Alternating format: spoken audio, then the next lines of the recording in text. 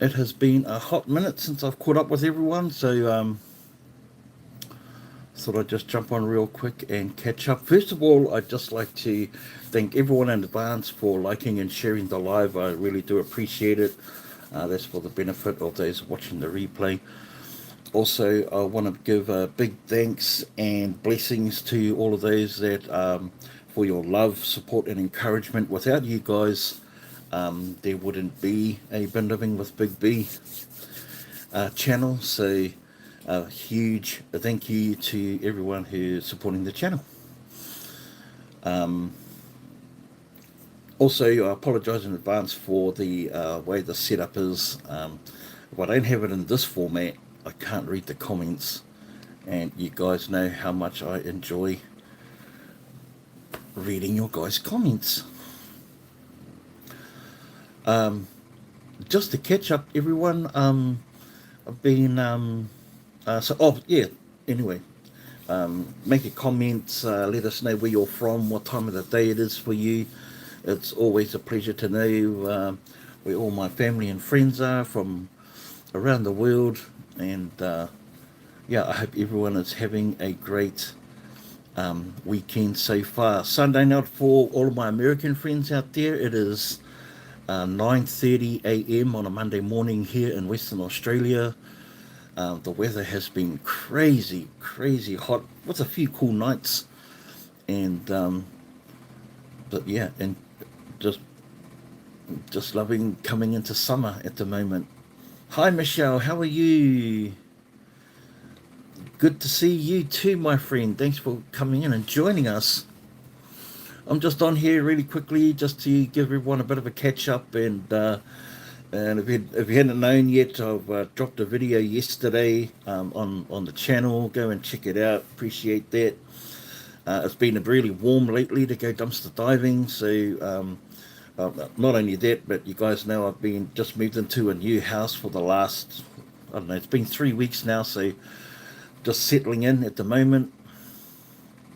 And yeah, the Movember challenge is finished, so I thought I'd do a quick update. Going to be doing my donation digitally to the Black Dog Foundation. Total of $55 in the house. No, sorry, it was $62 in the house, which is super cool. I'm really proud of everyone and that donated to the cause. I haven't decided fully yet whether I'm going to keep it or not. Just the mustache, I don't know. What do you guys think? Um, yeah, how it's funny when you don't do lives very often. You get into this groove and then you pop out of the groove again. Um, Marshall, hello, hello.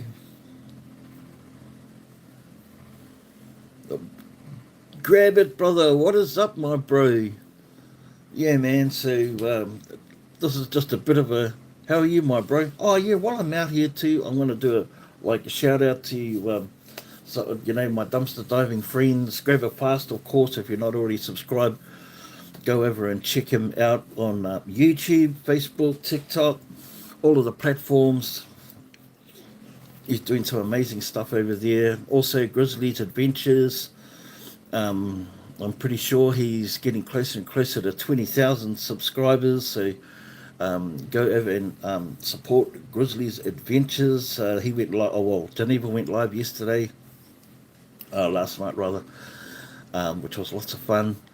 Um, Heather's Halls right now is doing an auction at the moment. So if you not only like her dumpster diving videos, but she has some really great deals on the auctions, go and support that. And a few other people as well, like some of my subscribers. Casey Collins always comments. Thank you, Casey. I appreciate you.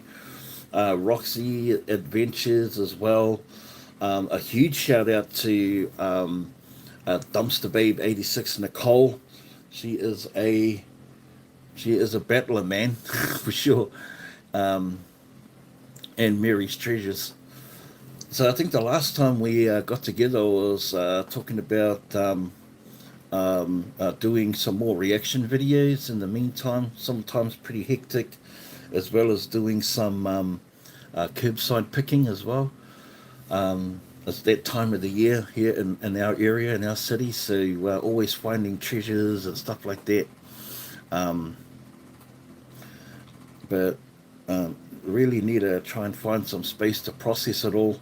That's probably another reason why I haven't gone out dumpster diving now that we're in a new place. It's not just go in and go and dumpster diving and come back with a whole heap of stuff. Now that we have housemates, so yeah, still feeling my way through that. Even though my housemates know what I get up to, who knows? Um,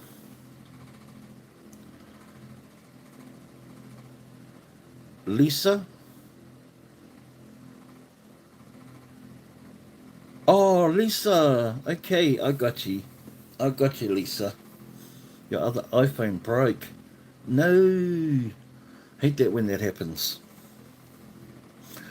So yeah. Plus, let me know if you can hear and see me. Okay. The Wi-Fi is a little bit glitchy, so you let us know if you can hear me all right and see me fine. Then we'll just carry on. Um, hadn't really planned anything other than just a little bit of a catch up. Um, but settling in just fine in our new place. Been putting up a few pictures on the community tab, enjoying the fine weather and the new beach spot we discovered in our town. So that's been fun.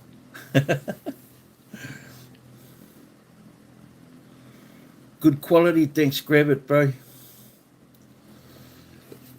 Thanks for that. So yeah, um, man,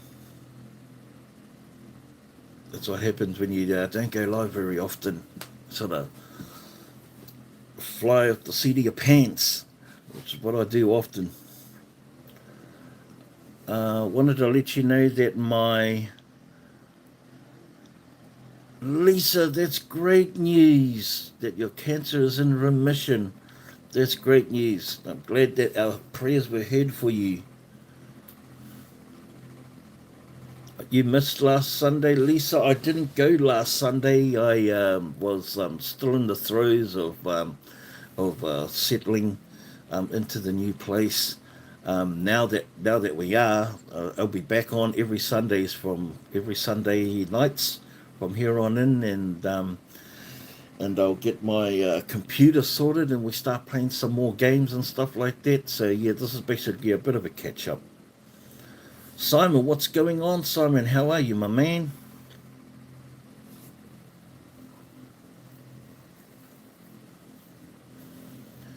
Yeah, so that's great news, Lisa, to hear that. That is awesome. Hey, Phyllis, how are you? Good to see you, Phyllis. Denise Wallace, hi there, Denise. How's the dog? Tama is doing great. Yeah, settling in. He's settling in better than us, actually. Yeah, and he's been an inside dog for most of his life, but he's had to resign himself to sleeping outside our window for the moment. But while the weather's good, yeah, we're gonna have to organise something for him as well. Our fur baby. Yeah. And I sleep right next to the window, so I've got the curtain open, and but I literally lullaby him to sleep, which is fun and games till about 9 o'clock, and then it's like, oh, I've got to close the window now. It's just too hot. Michelle, Brent, I hope you found a better place to get your car fixed. Oh yeah.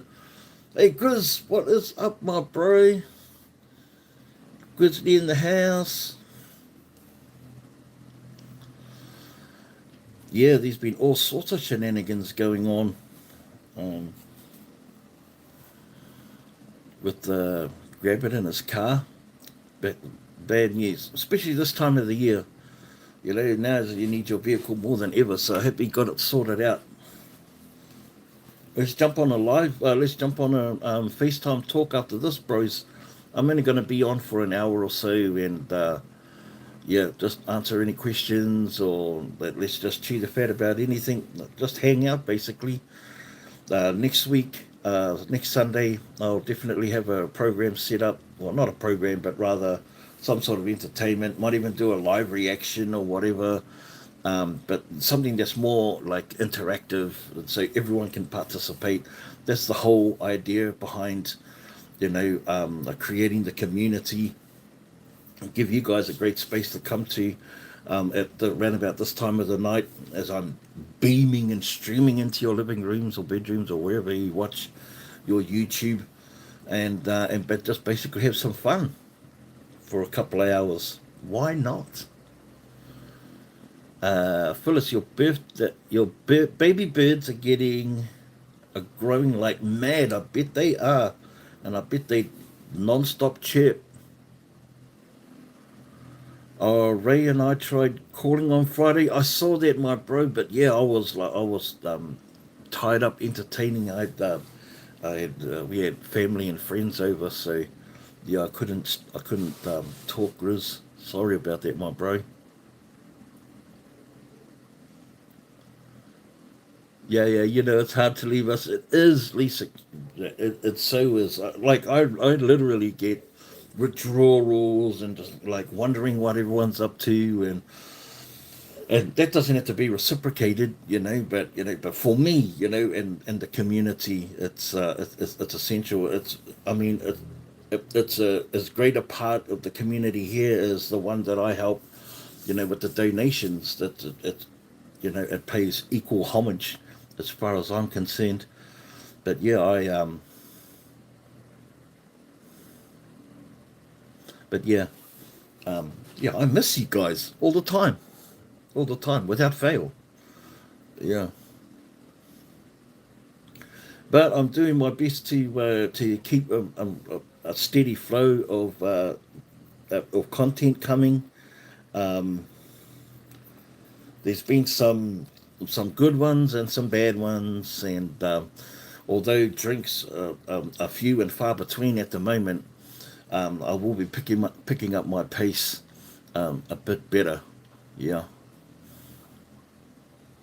and if you guys didn't already know, Rise and Dive Facebook. If you guys are on Facebook, go and join us on Rise and Dive Facebook, where I do sort of like, which is a collaboration between myself and Grab It Fast, and I edit the videos in a way that's like not seen on our channel, on my channel or his channel, and it's just got a fresh new take on it. So, although some of the footage may seem familiar to most, we're really trying to grab the attention of new people who've never seen dumpster diving, and you know, as a result of that, we're getting the comments that we used to get like 3 years ago.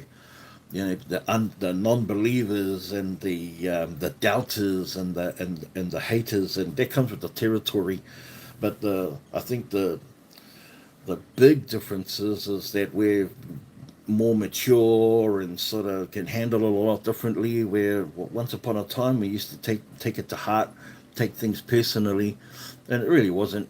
Now that I know people just lack the understanding of what we're doing, as dumpster divers, and I can understand why they wouldn't believe what we find if they've never experienced it themselves firsthand. So coming across that has been lots of fun as well. How much did you take for November? $63 and a little bit of change, Lisa. Yeah, and I'm super like happy about that. I mean, did I have an expectation of it being higher? Sure, sure. Um, did I care that I do I care that it didn't get that much? No, I don't care. As long as contributing something is better than nothing, and my interaction was true, and for the cause was great, and that's all I can hope for.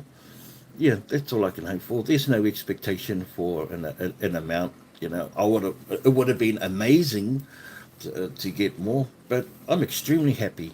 Yeah, so $62 or something like, and some change. Yeah, that's amazing, and I appreciate everyone that contributed to it. Yeah, wholeheartedly. Yeah. This message was held for review. Well, let's review it.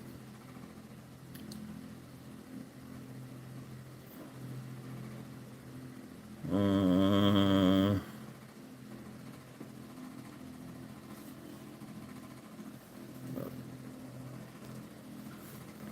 Not that one. Okay, cool. Um, the goatee looks good. Yeah. You know what I like about? I'll tell you something else too.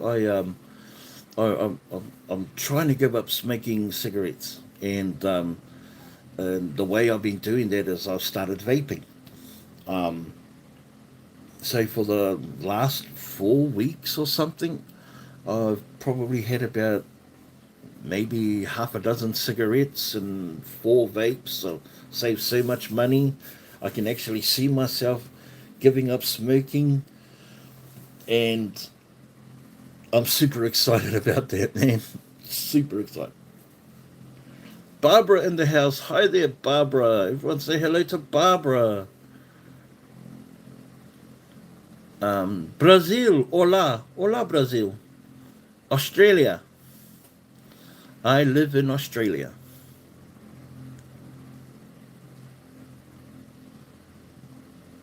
I know, Lisa. I know I won't regret it. I'm already like in amazement. It's the longest time I've smoked. Like yeah, every time my darling got pregnant, I would give up just like that. It was so easy because I wasn't a heavy smoker. But definitely for the last 10 years has been the longest period I've smoked, and probably the heaviest. And I didn't think I was ever going to do it.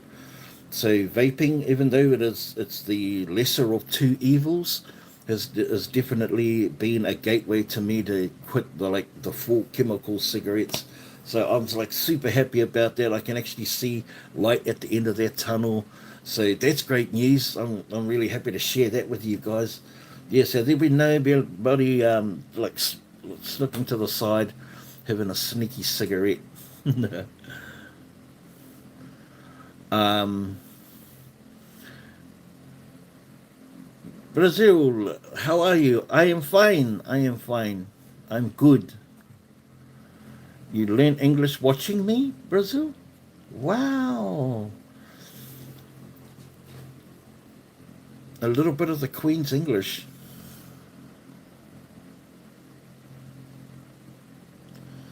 Yeah, do it however you can get it done. That's right. That's right. And um, yeah, no, I'm really happy about that. Really, really, really happy. Finally gonna yeah, give it up. And because smoking is so expensive as well. I mean, crikeys, the cost of living is so expensive at the moment, but smoking is off the hook, and that's just gone up again. And it was easily a $200 a week, easily at the minimum $200 a week habit, and now I've cut that down to $30 in 10 days with my vaping. And like I said, it's the lesser of two evils. Vaping ain't that great either, but it is way cheaper, way better, and you can't get cigarettes that come in pineapple, passion fruit, and lime guava, but you can in vapes.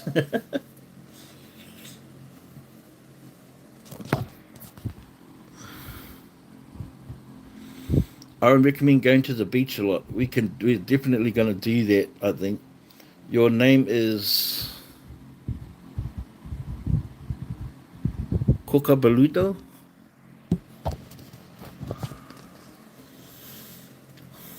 I'm not even sure I pronounced that right, my friend, but I apologize if I didn't.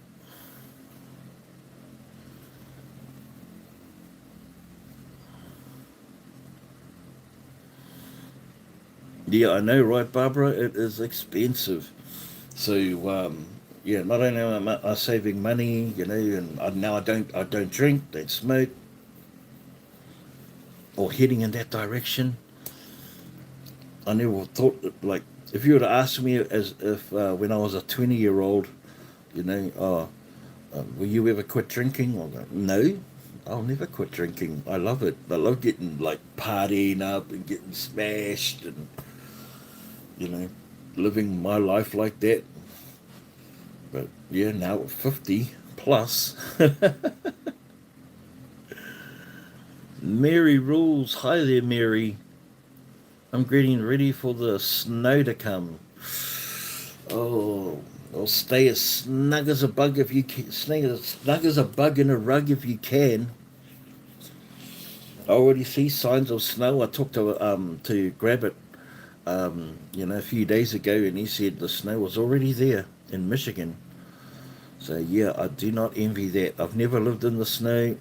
Don't want to live in the snow, but that's not to say that where I live ain't cold, or where I used to live isn't.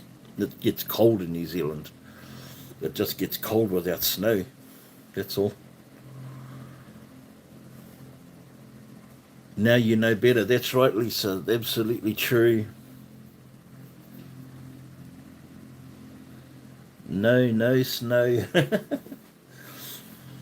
Yeah, but my darling and I have made a promise that we're gonna keep heading down to our local beach. So we're definitely going to be taking you on adventures down there. It's just that it's going to be like really early in the morning.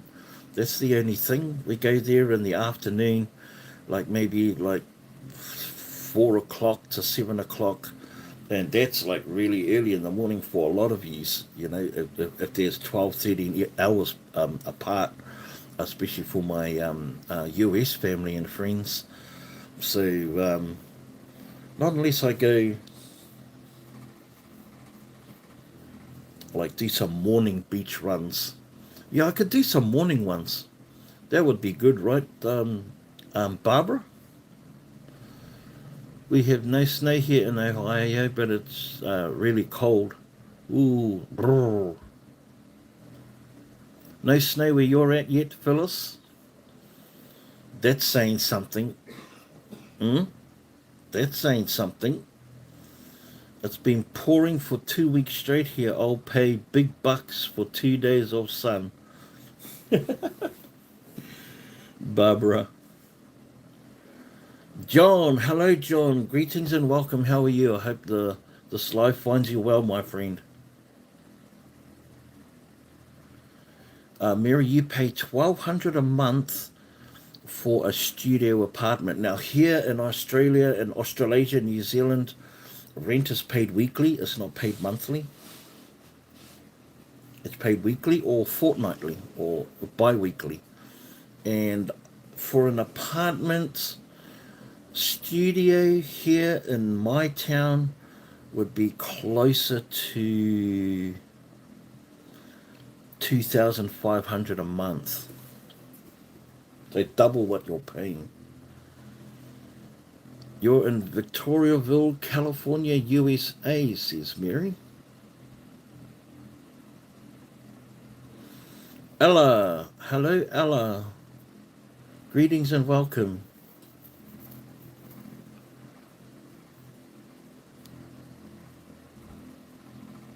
Name a country for an edit. Um, how about Peru?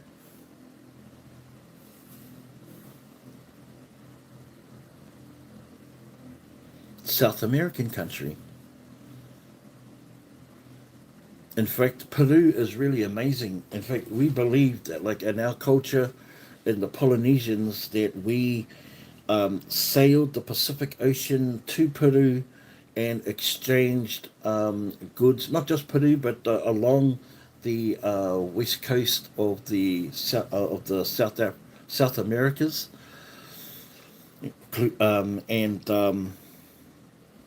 and exchange goods like sweetbreads and potatoes, or we call them riwais, or sweet potato. because a lot of the Peruvian like potatoes that they have is can be found all throughout the Pacific. But that's not the reason why I chose Peru.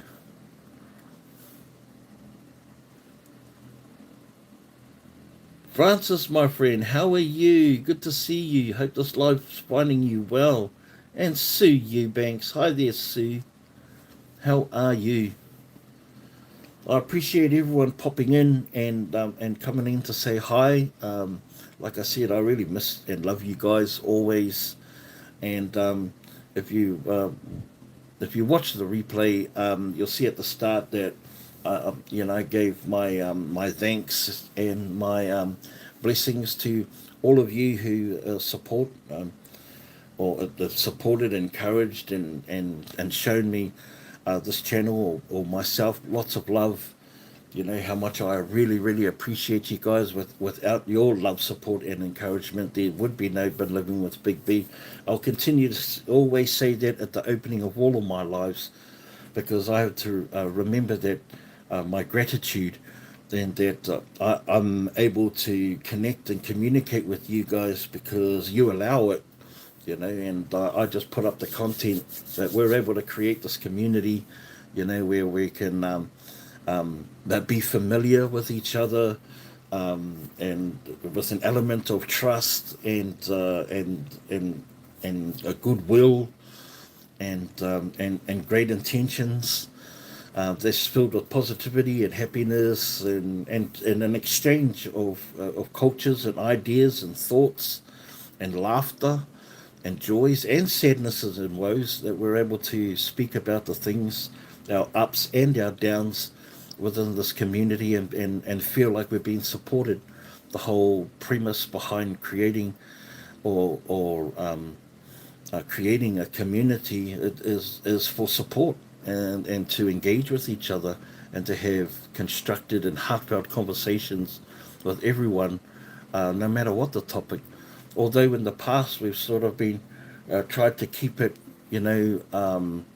melancholy without the injection of religion or politics, and we already know that the world is in turmoil, and I'm sure people have opinions and thoughts and ideas about like how they would like to tackle it or show their support, and I would too, but at the end of the day, I can't be thinking about what's going on out in the rest of the world if I haven't got my own backyard. I clean my own backyard first. When everything's fine there, then let's address what's going on outside of our communities. Like I've been sharing, for example, I've been sharing a lot of content lately about how the duopoly of the supermarkets here in Australia, not only hiking up prices, but like almost 10% every year. They're still throwing away good food. They stake claim to donating to organisations, and they do, but I'm still coming across some waste. Maybe not as much as what I used to, but it exists. The fact that it exists means that they're not fully committed to helping the people in their community, of which they build their supermarkets and hike their prices. So, that for example.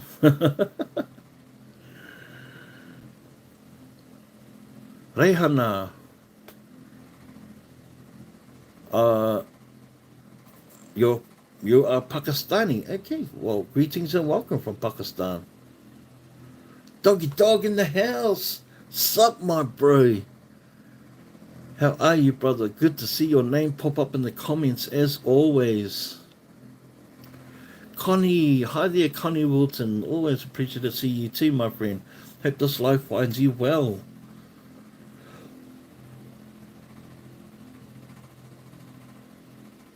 I love the fact that you guys are all connect with each other and say hello. I love that. How is the new house going, Big B? Connie, it is going really good, and we're coexisting with our brand new our friends and our brand new flatmates. We no doubt there's still some creases that need to be ironed out, and we haven't identified each other's triggers or pet peeves. but we get there. Time is the only thing that makes the wine, right? Time makes the wine. Um, Barbara says, we had an exchange student from Peru. I always wondered how she is. I think it's an amazing, amazing country. We called your new dog Tippy Muff. Oops. Just backtracking here, just in case I missed anyone. Don't want to miss saying hello to anybody.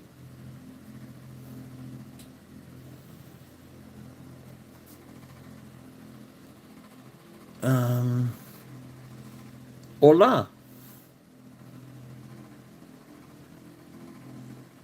Maralid Pereira. Pereira. Actually from Mexico? Oh no, you're from Brazil, right?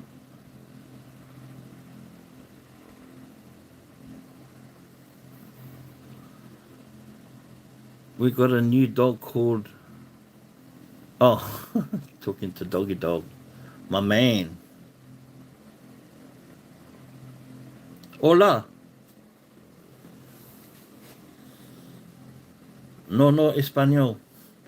Hi there, Heather. How are you, friend? Good to see you.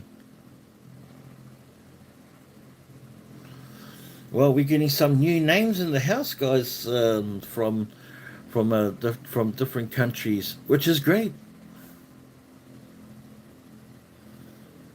It's great. I wish I was in a better um, to be able to communicate at that level. I've been watching a person on YouTube lately. He speaks multiple languages, and all he does is application. He learns pronunciation. He checks out key vocabularies, and then he applies it. But he applies it to. He finds people online to communicate with on a very basic level, and he uses application. That's all he does, and he's got quite an impressive resume of languages. Now I'm multilingual. I can speak Te Reo Maori. I can speak some forms of Polynesian, including Samoan, Tongan, Fijian, Rarotongan, all of those islands. Taiwanese is very similar to Te Reo Maori, and the Japanese, even though they have more consonants, that our vowels sound exactly the same. A, e, I, o, u. So I'm sure it'd be easy. Um, not easy, but it'd be less of a challenge than say other languages to learn. Japanese.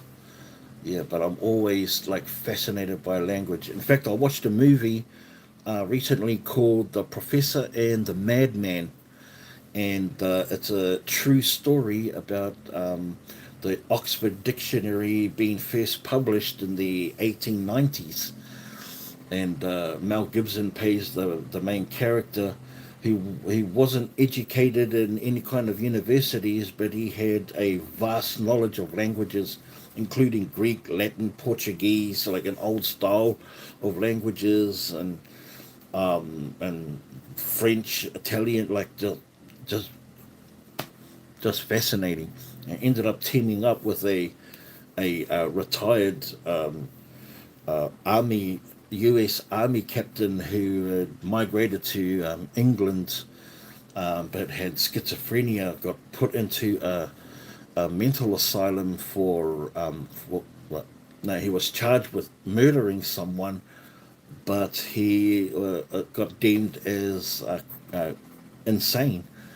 But his only solace was reading through these books and helping this professor with the English language, which meant its origins, its meanings, its everything. It was a really cool movie on Netflix. This is not promoted. Lisa M's Adventures. How is your Bold Lion in the house. Caleb, how are you, my friend? Way cool to see you, my man.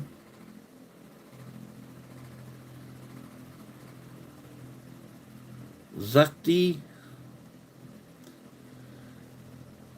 how is your adventures going, Lisa? I've been coming across your shorts. Might I say that it's not off-putting. I understand what you're doing, but you can you can edit so that you can keep it at landscape profile without having to tilt the whole screen. It'll just cut the it'll keep it at landscape, but you'll have the black spaces above and below on that. You can like expand the picture, especially if you're just like driving through things that it may not. This is even if you want to like hear this or not.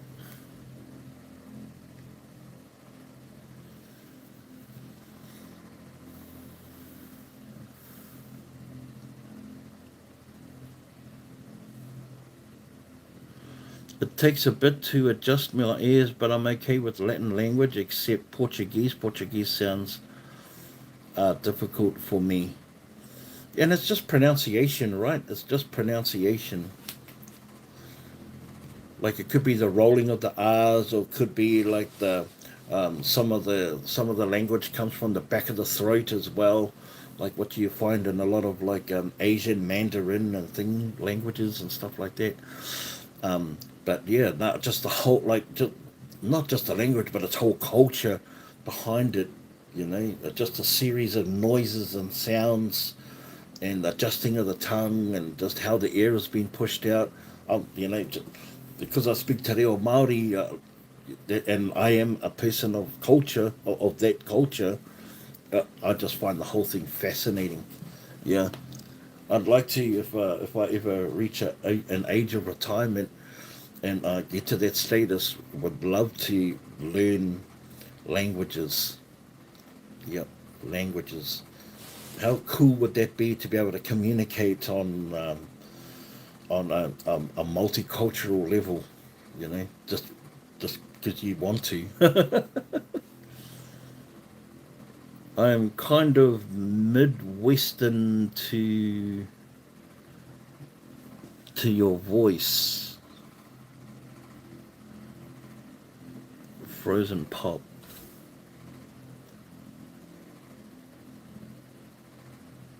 Man, I forgot a fruit diet fruit.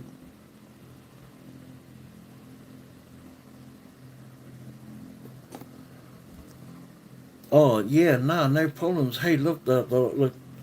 If we as experienced content creators in this genre aren't willing to help others that are starting off, then what the hell? What's the point? What's the point? And I'm not saying that that's what experienced content creators should do. I'm just saying that why, for me personally, why would I want to possess all of this knowledge and experience and not hand it down, you know?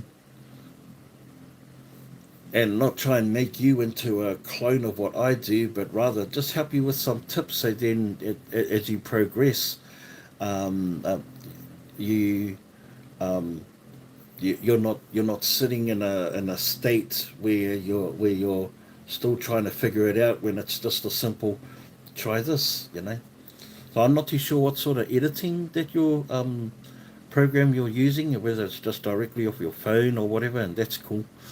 But there if it is off your phone, there's definitely will be a feature that will change from 9/16 landscape to 9/16 portrait to 9/16 landscape, and then that way it may not be the full screen, but at least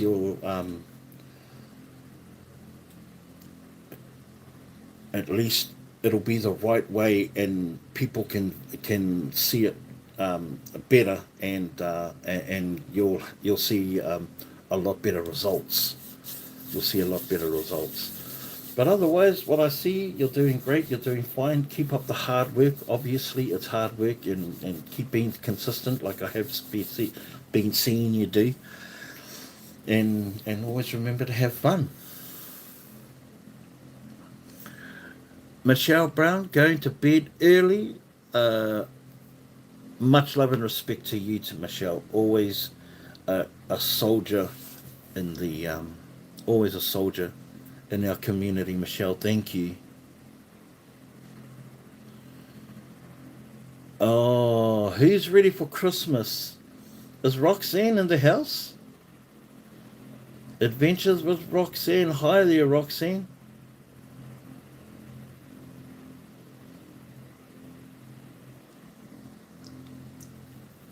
How are you? How are you? Hope you are well. Oh, here's another thing too, guys. More news. So I started a job. It's not a new one. I actually my boss called me from my old job and asked if I could come in because he was just a bit short-handed. So now I work 4 days a week out of the 7 days, um, and um, and I already know the job. I'm a beast at it. I love doing that job. It's been streamlined, so it's a lot manageable and a lot less toxic. Means that my boss is more hands-on and loving it. I'm just loving it. The extra money helps, and the fact that I've like stop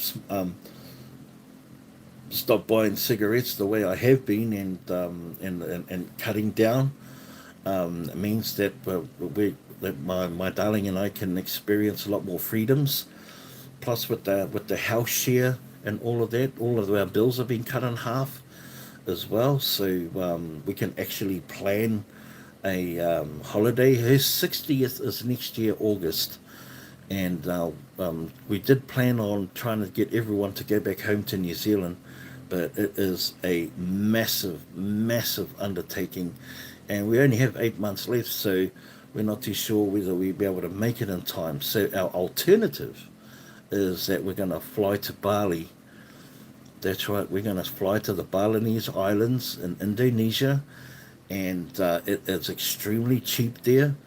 For $1 Australian, it costs it's 10,000 rupiah. That's the currency in Bali. It's a rupiah, and it's 10,000 for $1 Australian. And for example, you for a glass of beer, just a standard drink of beer, is probably 50,000 rupiah. Or you can buy, like a can of soda pop for 15,000 rupiah. Or you can buy a t-shirt for maybe, I don't know, 50,000 rupiah, $5. That's super cheap. And I've been there twice before in Bali, and it is an amazing. It's a tropical island. Like the weather is like perfect there all year round. In the summertime, it's their monsoon season and extremely hot and muggy. So, but August is like their off-peak season time. It's super cheap in the luxurious hotels. Like you can go into a four-star hotel for $30 a night. Their main industry is tourism. They're an incredibly industrious people. It's it's an island that's got a crater in it, and they've got and every village has their home has their own little like cafe, roadside cafe, and it's all like family specific, and it's been there for generations. It's well known for its surfing. Like all of the surfing companies build massive mansions there at the some of the best breaks in the world. Uluwatu and Padang Beach are really famous in the surfing community. So yeah, didn't I just talk that up? Yeah, so Southeast Asia, here we come for my darling's 60th birthday. Much to the dismay of all of our family back home in New Zealand, but You know, we could spend 2 weeks there and spend a few thousand each. But if we went back home, it would cost a few thousand just to travel. So back home to New Zealand. So we weighed up the options. We're going to go to Bali. We're super looking forward to it. I want to do the mad live vlogs over there. The nightlife over there is incredible. They're really a generous and kind and well behaved, just a beautiful community, a beautiful culture and people. Um, and like I said, tourism is their greatest thing. You will be a whopping 61. Yes, young on January the 11th. Wow, the plus 60s. Nice. Your already presents are just about all wrapped and ready to deliver, and we have a Storm Christmas Eve. The presents are already there. Nice, love it. That's preparation right there for you, Connie. Congratulations. Phyllis says, I looked out the window and it is snowing. No!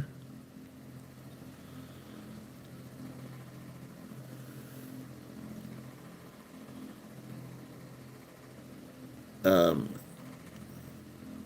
Howdy, Carolyn Collins. How are you? So good to see your name pop in the comments. Let's go, says Roxy. Ladies, you are all priceless no matter your age or colour. No truer words could be said by such a more brilliant man, Bold Lion, my man Caleb. That's it. Women, in my culture, they say that um, that in passing we enter a light, and that's the last light. But the first light that we enter is when we are born, and our wahine toa, our strong women, our women of strength, are the providers of the first light of life. And that's why in our culture, especially in pre-colonialized days, our women were revered, and there'd be equally a matriarchy as there was a patriarchy.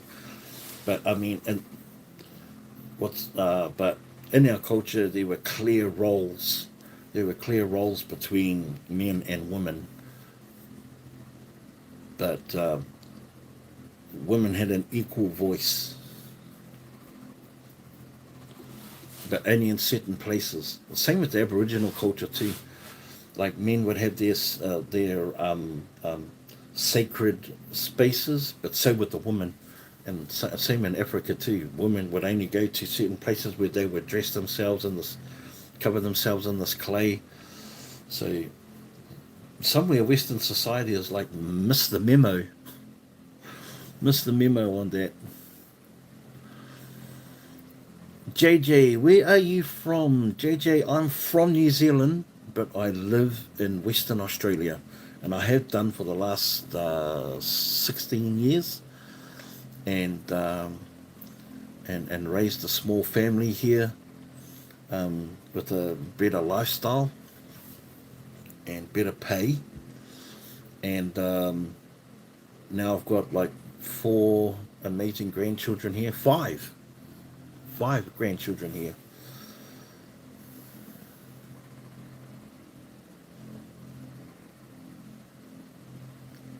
Um, every once in a while I hear a word you say and I recognize it same as Hawaiian. Oh, which? Oh, can you tell me what? Can you remember what it sounded like? What was it?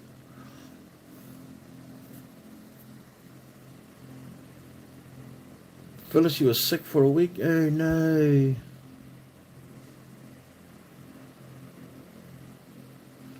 Staying warm and nursing my back till the doctor does something with it. Oh my gosh. Don't we always just have to wait for someone to get ourselves fixed, eh? what's up with that? And I think we rely heavily on those kind of medicines. I've been watching a lot of content where if you if you want, if you've got a broken arm or a broken leg, or you've got something that's going on specifically in your part of your body, definitely go see a surgeon, go see a doctor, go see a specialist. But if you are talking about just general health, do not go and see a doctor, they say, because they will just give you pharmaceuticals. Now, in my culture, I I I I don't go to the doctors very often. I don't. I need to get checkups, but I just don't trust it. I'm too afraid to be put on pharmaceuticals, because I know that before there were any pharmacies at all, before there were any, human beings lived in relatively like very good health, from eating organically, from using homeopath, from using remedies and medicines that were provided to you by nature. We were given the Garden of Eden to not only sustain our living, but to also to heal our bodies, that by ingesting them would would make the body regenerate on its own, of using its own cells, using its own thing. But we've conditioned ourselves to convenience where if we're sick, we have to see a doctor. And sure, every tribe, every culture had a sort of a shaman. In my language, it's called a taonga. Where they knew the remedies, where they could go and get the plants, or have them dried, or have them ready, or were able to, you know what I mean? So, yeah, I'm too scared of that. I'm too scared of that. The worst foods are the cheapest. Oh, that is so true. That is so. The worst foods are are and it wasn't once upon a time, because if you were to flip that around and say the cheapest foods were the worst foods, once upon a time it wasn't. You know, when a beef is being slaughtered, you'd have the prime rib, the rump steak, the porterhouse, the T-bones, the sirloin. The all of those cuts of meat would come off the cow, and they had the highest price, they had the best quality, they had the best fat content, and some of it was a bit tougher to handle and often discarded, like the meat that was around the bones, the clod, the neck, the tail, the backbone, the ribs. These were all considered not the best cuts of meat. The chuck, the blade, all of these other tough meats around the neck, around the butt, you know, um, and so they were considered the cheap meats, the offcuts, and they ended up being the most expensive. I don't get it. Damn. Simon Game, hello, I'm new. Well, greetings and welcome, Simon. Appreciate you stopping in and saying, hey, what's up? Welcome to our community. If you're a new subscriber, I'm just wondering if you know what the content is. I'm a dumpster diver in Western Australia. This is our amazing community of people that have sort of hung out on each Sunday night, um, of content creators, of supporters and followers, and we've sort of hung out and developed a connection and a friendship over the last 4+ years. So, greetings and welcome. In fact, you know what? You're going to be the first one in a long time, Simon. This is how I used to, and I'm going to start it up again. But this is how I would greet new people that would come into the live and be part of our community and family. Welcome home. You see, I made a space for you now. So welcome home from the bottom of my heart. Welcome home, literally. Welcome to my home. Come inside. We've got a place set for you at the table. Let's break some bread. Let's shoot the breeze. Let's chew the fat. Please feel free to talk about anything you like as long as it remains within the realms of respect. That's all anyone asks. Just some respect. Casey, hi there, Casey. Did I miss you earlier? I'm sorry if I missed you earlier, Casey. I did give you a big shout out at the start of the of the live, Casey, just to acknowledge your continued support, your multiple comments on all my videos, and Barbara too. Sorry, ladies, if I am forward, I was not just raised old school, but I believe it for myself. I wish each lady could see how special and wonderful she is. And you know what? There's nothing.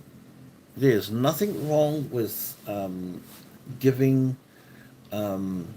people or women compliments. I think sometimes, for the best part, we shy away from compliments like we are undeserving of them, and even when we are deserving of them. And granted, not every human being is worthy of the compliment, but I think we should all give them, and I think we should all find a reason to compliment someone, to see the silver lining in everybody, and and I think that for no reason at all, that we should always open with saying something nice. Yeah. And then I think in that way, then we put the ball in their court. Like, okay, I'm expressing and showing you the kind of person that I want to be and am in this interaction. Now it's your turn to show me what kind of person that you are, and as long as it's amicable and you find common ground, right? You find common ground, then there's no reason that relationships like that should thrive, in my belief, anyway.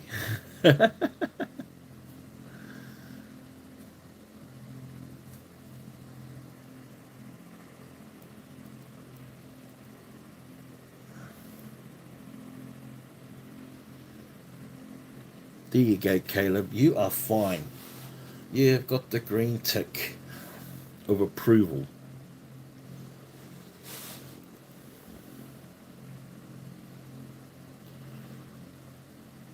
You think you've seen me before, Ella?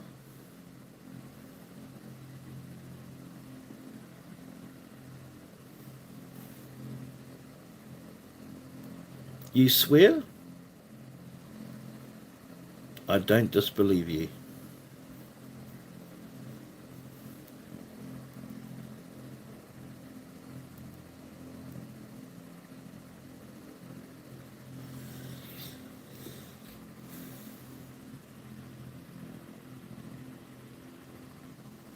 Mac, we'll just get rid of that one if you can. Thanks, Barbara. Oh, not hot. Ella, you live in Australia. True. I'm in WA. Whereabouts are you?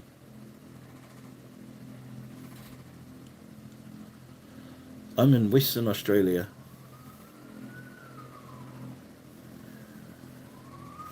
Are you saying you swear you've seen me before in real life?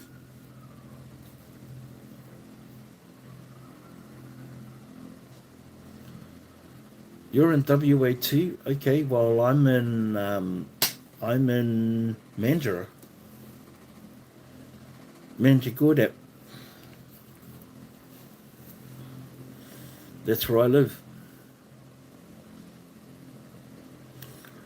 Oh, that's okay. Hey, I don't see any more responses from him.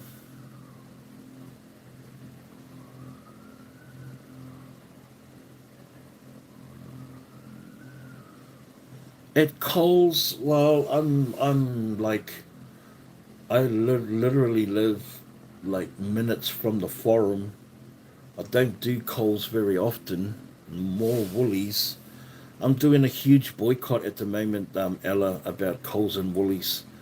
I'm refusing to partake in their profiteering,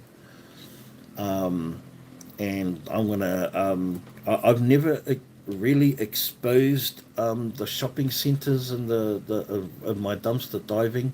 I let people know that the shopping centres I dumpster dive at, but I don't really throw in the hardcore raise the awareness of the kind of waste that they go through despite their promises, their pinky promises.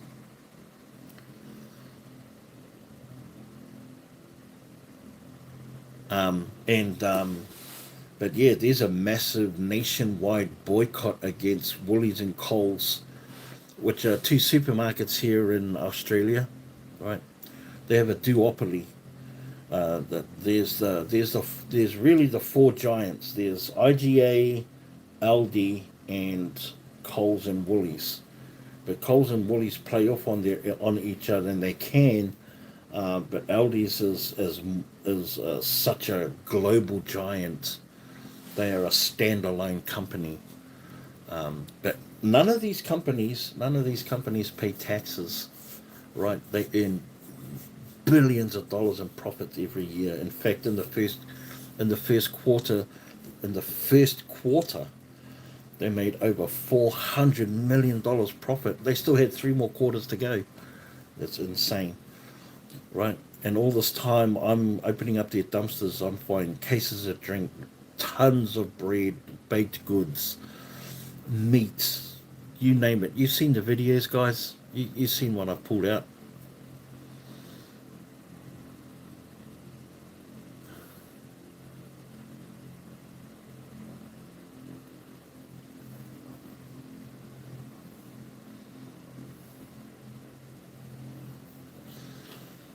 Hola, Brazil.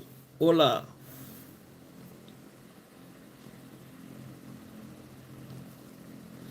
Yeah, so Coles. You won't be seeing me much at Coles or Woolies in the upcoming weeks. No, no, no. I'm uh, I'm uh, I'm not telling others not to go there. They have to be alert themselves. I'm just gonna team up with people that are already in that mindset. Yeah, because at the end of the day, convenience is too powerful for some. Too powerful, and the affordability of family owned or smaller businesses will come to the forefront because we need to raise the awareness that there are cheaper options out there than Coles. They're just like, man, that makes me so upset, to be honest. Connie, sorry guys, feeling a little tired tonight. Think I'm going to call it a night. Enjoy the rest of the evening and stay safe, strong. Love you all. Good night. Connie, love to you. And thank you for being part of the live. Um, I appreciate you more than you'll ever know. But yeah,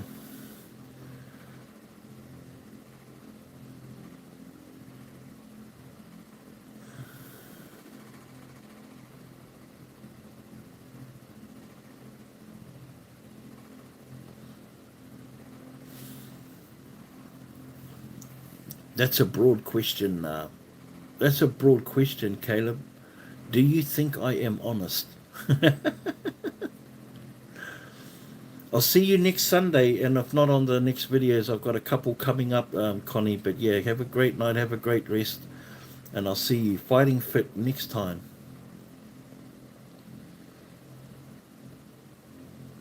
Arthur Ferreira. Ferreira.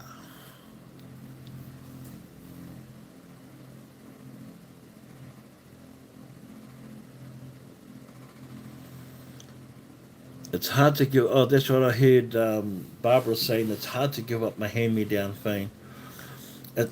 I think we live in. I think we come from an era of if it's not broke, why fix it, right? We just adapt and adjust to its faults and its shortcomings.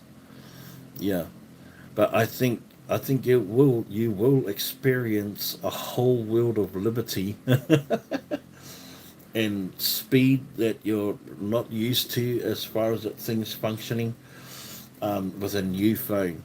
But I mean, heck, if it's just basic calls, watch videos, and it does the trick, sure, why not? It may be just a matter of like taking it into a store and asking them if they can just update what you already have, which is possible.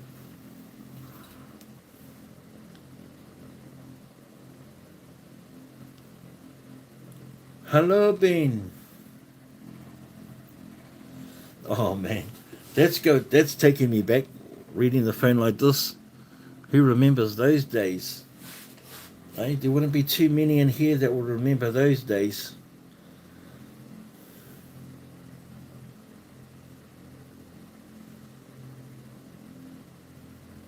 And it's about 10 years old.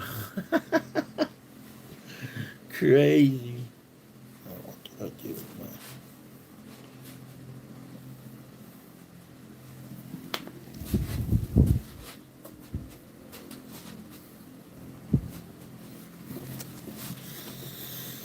It was right behind me all the time.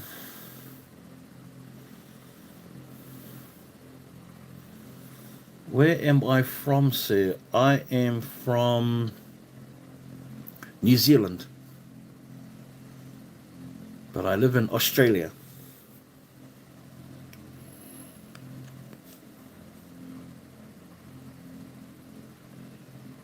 What do Santa's little helpers learn at school? Come on, Lisa. What do Santa's little helpers learn at school?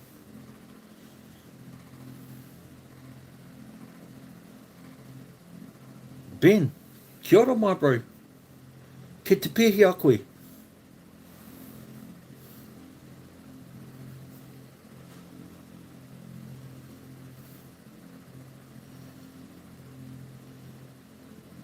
Matt, hi, Matt.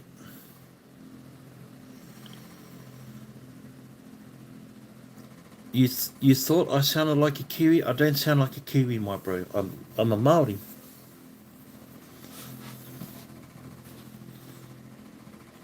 And I know, and that's not your fault for saying that. And for most people around the world, the word Kiwi is associated with people that come from New Zealand, and so the rest of the world has adopted that as being the way, especially in Australasia. Oh, you're a Kiwi, mate. Well, I'm not a Kiwi. A Kiwi is a bird, a non-flight bird in New Zealand that has a really long beak and a really long tongue. But I'm clearly not that. But I am a Maori. I'm an indigenous person of Aotearoa.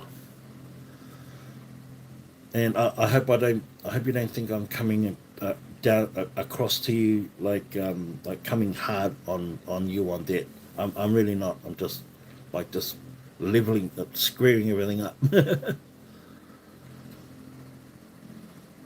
You're Maori. We're all one. Oh, I look. I have no well, ka aroha nui ki a koe. Ka aroha nui ki a koe. I have no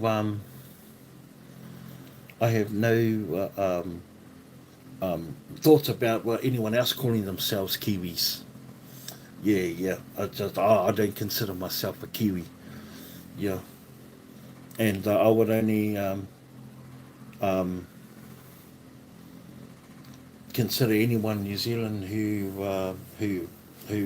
that they can well no, that's just me. Don't even worry about that. But I appreciate you coming in, my bro. Che. Thanks. Yeah, I get quite a few Maori followers on my channel and on the lives as well. So I appreciate you stopping in. Whereabouts are you located, bro? Where are you from?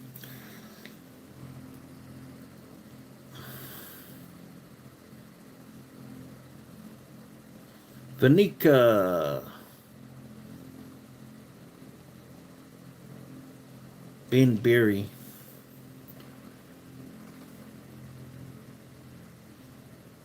Oh, it's not political, my bro. Nah, and at the same time, this is my channel, my live.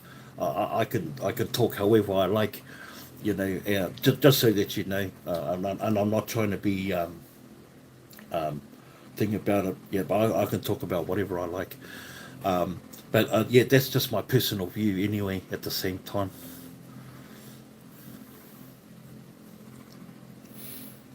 it's certainly not political in my belief.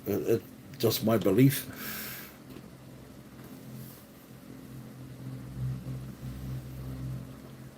You're in the Waitaki Valley, inland from Oamaru. So you're in the South Island.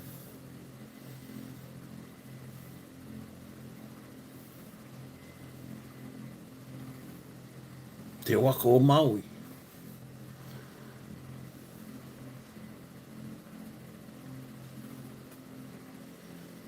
Must be Barbara. Must be. Haven't usually she'd be in by now.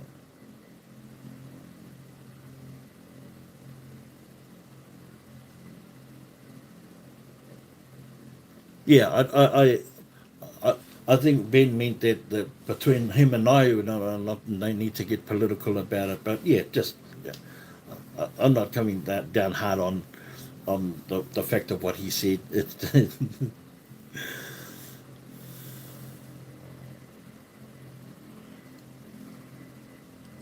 oh, I understand that bit. I know, and I'm not trying to come down hard on that. I'm just saying that I try not to bring politics or religion or those sort of things that within our community. And I expressed it earlier, maybe just before you came in, that I know that everyone has a view, some kind of view, but I try and leave that out as best as we can. But sometimes there's some things that are going on in the world that raise some discussion, that need a little bit of discussion, but it doesn't overrule or overrun the live. We skip through topics and subjects pretty quickly here. Like we've already gone through a whole plethora already just from the chat, and without me initiating any of it. However, I do have my own thoughts, and I can be pretty strong-headed about it. I can thank my mother for that. Yeah. But yeah, but all good, bro. All good. Most of the time we get on here and we play a bit of trivia. I've been playing a bit of trivia with our community lately. Um, I'll be getting into doing live reactions with some other dumpster diving content creators. So not only do we get to see their videos, but I'll skim through their videos and some of the obscure videos, but I also get to share them out. And a lot of them are my friends anyway from the United States, and and yeah, just seeing how everyone is going, and we get a lot of people on here that talk about some of the troughs that they're experiencing in their lives. So we get behind them and support them, show them heaps of love. I like to promote some of the charities that I team up with, like Feed It Forward with Monica Mohunga, and the Halo organization, the Black Dog Foundation, mental health issues. Um, I love talking about our culture, my bro. I love talking about our culture. Just some of our tikanga, some of our ways, some of our habits, and a lot of our community are interested in that. And maybe things that I've seen during the week, It might be a really cool movie or some interesting facts or some interesting content creators that are doing some amazing things like Will Survives, a young boy who decided to go out into a national park, build himself a log house next to a body of water, and they do everything by hand and by scratch, and lives in it for months at a time until someone tells him he has to pack it up, and now he's starting and doing it all over again. But not only does he like build a house and forage and hunt and gather for food, but he also turns a part of his hut into a studio. So he makes beats.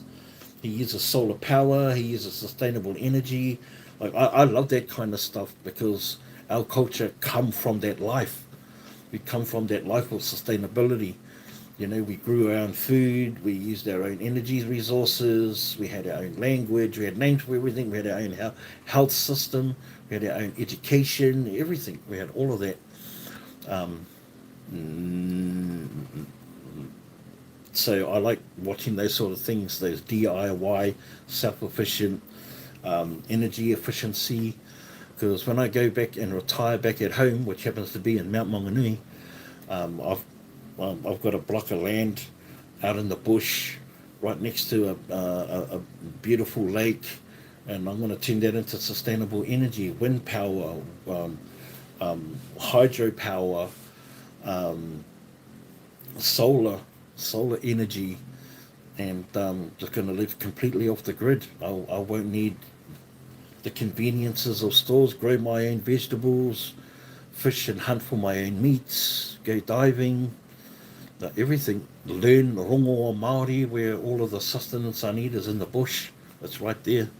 And I learned a lot from that growing up when I was a young boy with my father and my uncles, and learned how to cook. And you know, they when my kids when me and my darling, when me and my wife raised our kids, we raised them survival skills. So we were always going to bush camping. We're always like cooking together. We always learn how to make fire. It was, that's so for the last 16 years I haven't been able to do that. So I put on a few kilos. I've accepted the life of convenience, but I can't wait to get home, bro. Straight up. Claudette, hi there, Claudette. That's your dream off grid. Yeah, I'll cut you out a block of land, Barbara. Come, you and your hubby come over here. Come over to New Zealand. I'll cut you out a block of land. Let's do it together.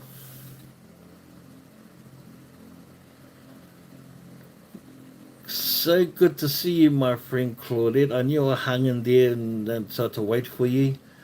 And Jennifer Chesney.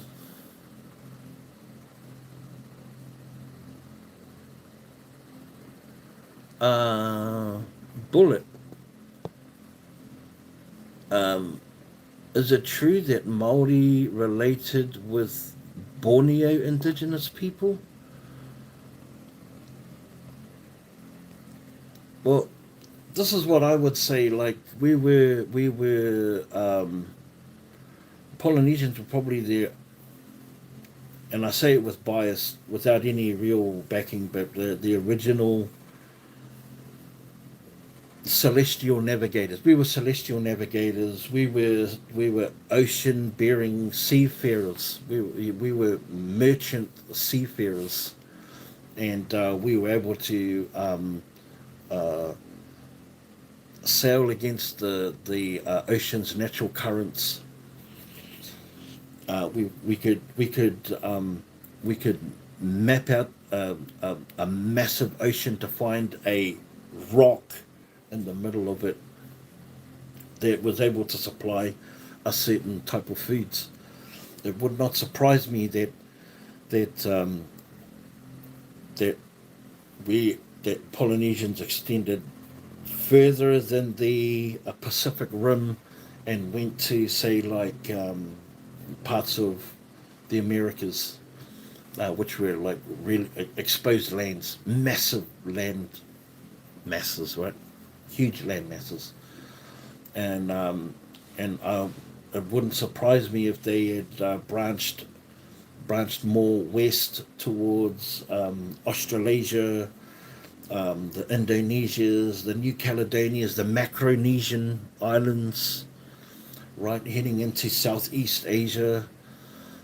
So Borneo is pretty close to the Jakartas, the Southeast Asia.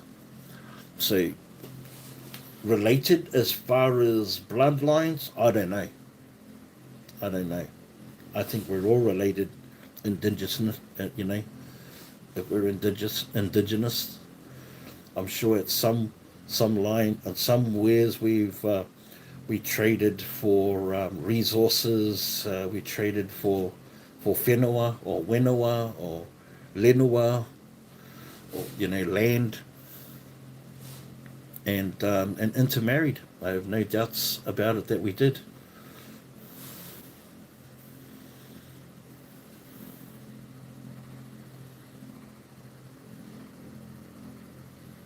Man, are we getting some people from all over the world today? It's crazy. That's cool, but that's crazy. I kind of love it. So good to go. So good to hear you're doing well, Jennifer.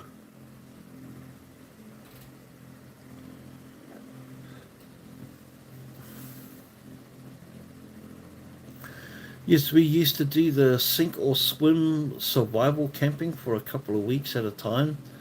Bring nothing but a comfy sleeping bag and a fry pan. Wow, and like just trap your food. That's cool.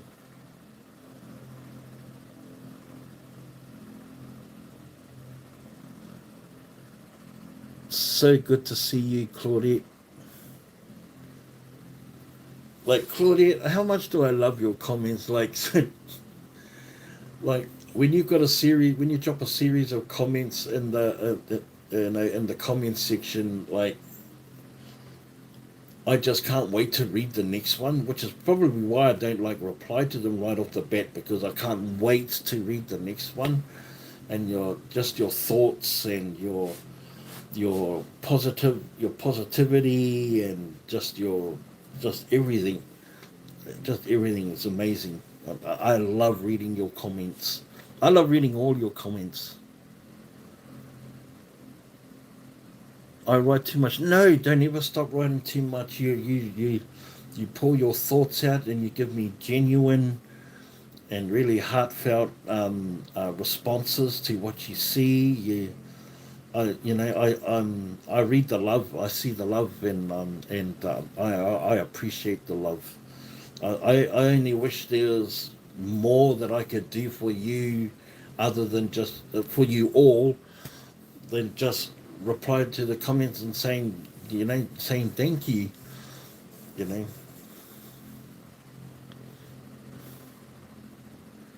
you do right from the heart. I love it. I love it. It's so genuine. And so please don't ever stop writing too much. No, no. I just want you to know that I read every single one of them. And even when you catch up too, is the best. When you're when you've been like off for a little bit, and then you make a point of like coming to my channel to watch. That means everything to me. That means everything to me. I just want you to know that.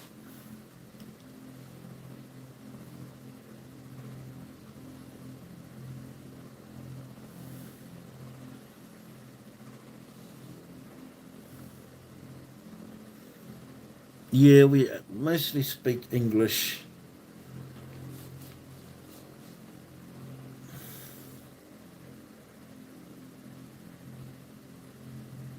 Oh, thank you, Claudette.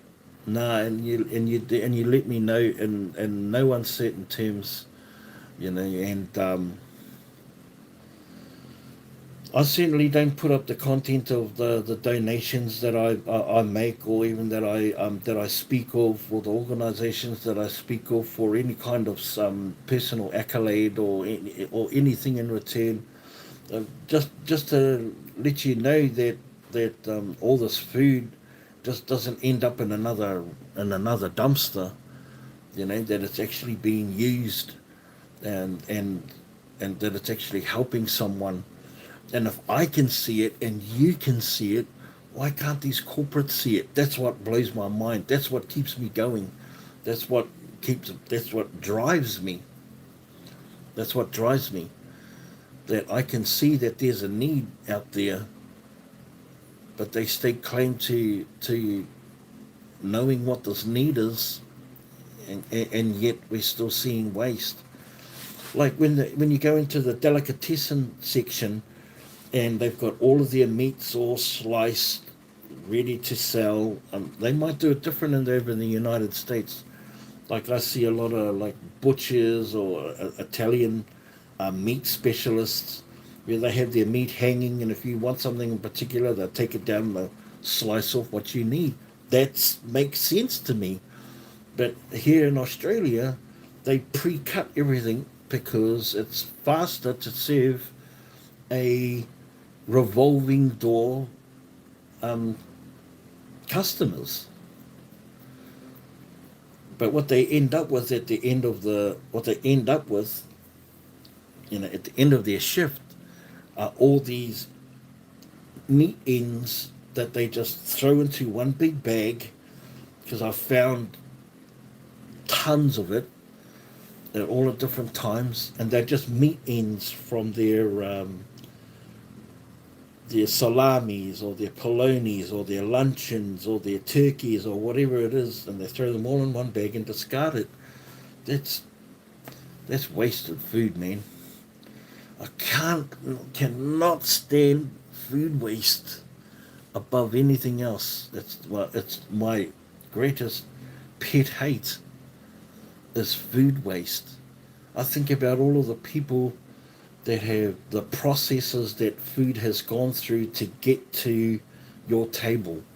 How many hands it's passed through, that deliveries it's done, times it's been chilled and frozen and marked and stamped and dated and processed, and and grown,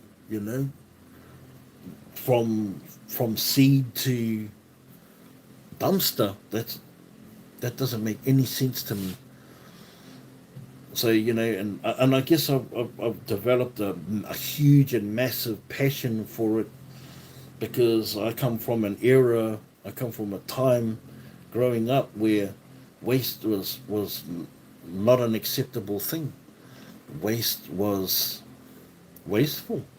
There was no such thing as waste in our house.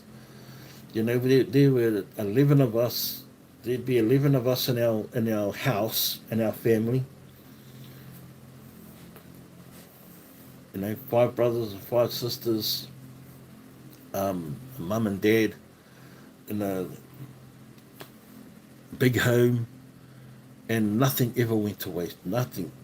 We would put out one rubbish bag, and back then everything was done with paper. There was no plastics in those days.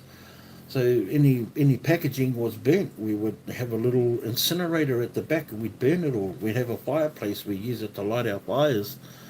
There's just none of that. Now everything's plastic and cellophane and bubble wrap and cardboard, and just, man, the packaging has risen the prices of food so much that sometimes the packaging costs more than the food.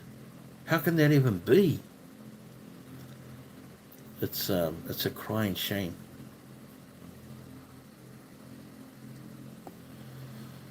It's a shame to see this. That's why it's great that you do what you do, Big B. You've been doing this for over 40 years. Have given and given. I see that there's a need. I see that there's a need. I see that there's a demand, and And even though there's plenty of supply, and not just plenty, we're oversupplied. There's more supply than there is demand, and the demand is only going down because the affordability is made it unreachable for some, unattainable for others. We used to live in a three-class society that worked and was acceptable. There was the rich, there was the working class, and then there was the poor. Now there's the very poor, and the working poor, and then the rich. And now there's three levels of poor. Just the working poor, man. I've said it before. I loathe waste. I think it's an inherited trait for which I'm grateful. It's so that I totally believe that. Us two, five girls, three boys, and a mum and dad. Yeah, Claudette. Hi, Jennifer. I said hello to you ages ago, but I don't mind saying hello to you again. Arthur, what up, Arthur? And that plastic packaging, most isn't even able to be recycled. Nah, it can't be recycled. Like the plastic that holds the meat in it, that holds the deli meat and the raw product meat. It can't be recycled again. Where does it go after that? We as Planet Warriors, we go and save a lot of the stuff from the dumpster, so not to go to landfill. But as soon as it gets used, the packaging is straight in the bin. Can't be recycled. So excuse me if I'm sounding a little bit political about it, because something can be done about it, but nothing's being done about it. As long as corporate keep campaigning for the keep campaigning for the well, they campaign for both parties. That way, that's a win-win no matter what. And that, Heather, I hate waste too. I try to freeze stuff left over, no matter how small, and you can add it to things further down the track when cooking. Heather, absolutely. That is a life hack right there. Yeah, you know, and we can't be 100%. Well, you know what? We used to be 100% plastic free. There used to be a time in our lives where we never used to use plastic at all. There was plastic nothing. Nothing. Everything used to be handmade, no molds, no plastics, no see-through plastics, no plastic furniture, no plastic buttons. There was none of that. Buttons used to be made out of like ivory or pearl or stone. Buttons, right?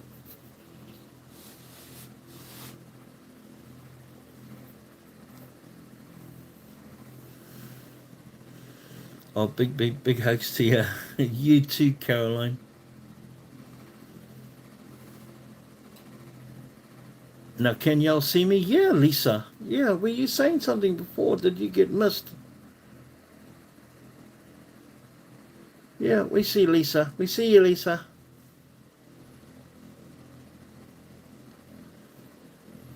It's ridiculous that we make enough food to feed 45 million, and food is so expensive.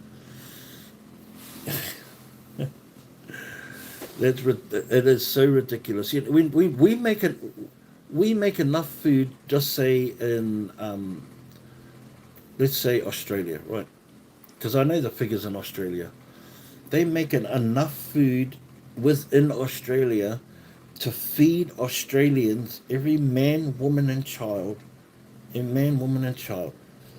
this to feed its own nation for 3 years, with the surplus food that they have currently right now, without the injection um, of things being imported into the country. Whatever the country is, doing right now, meats, vegetables, fruits, spices, whatever can be growing right here, enough to feed the country for 3 years, just with the supply. But no, yeah, no, there's too much need for infrastructure, and infrastructure takes money, and because they need that money because labor, you know, if we did it like on a bartering type system, like how indigenous people used to work. You want meat, go hunt your own meat. You want fruit and vegetables, grow your own. You know that that's what people call that's what anti democracy calls socialism.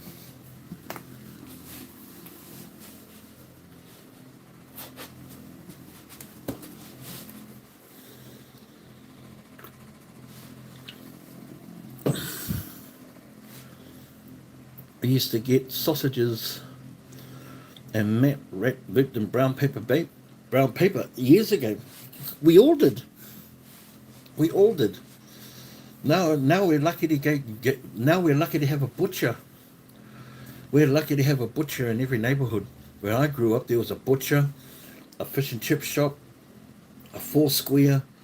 Um, at least those three things. Four square is like a corner shop that you would see all over New Zealand. A four square. You used to have a four square. You used to have a fish and chip shop that was your fishmonger, and you used to have a butcher. And sometimes the four square would have your vegetables in there. Not very often. You'd have to go to a fruit and veggie store for those in another neighbourhood maybe. But you would go to that same butcher for 20, 30 years. They knew what you wanted. They knew your kids. They knew how many you had in your family. They knew where you lived. They would deliver it. You could go in there and, they would throw in an extra sausage, or, or give the kids break up a hot dog amongst you or whatever. Those relationships are gone. Everything goes to a supermarket now that's pre-cut, pre-packaged, pre-packed, madonna'd. Oh, it's crazy. People started making money left, right, and left at the gate for milk. Yeah. Oh, people started nicking it. Oh, yeah. Yeah. Young buggers.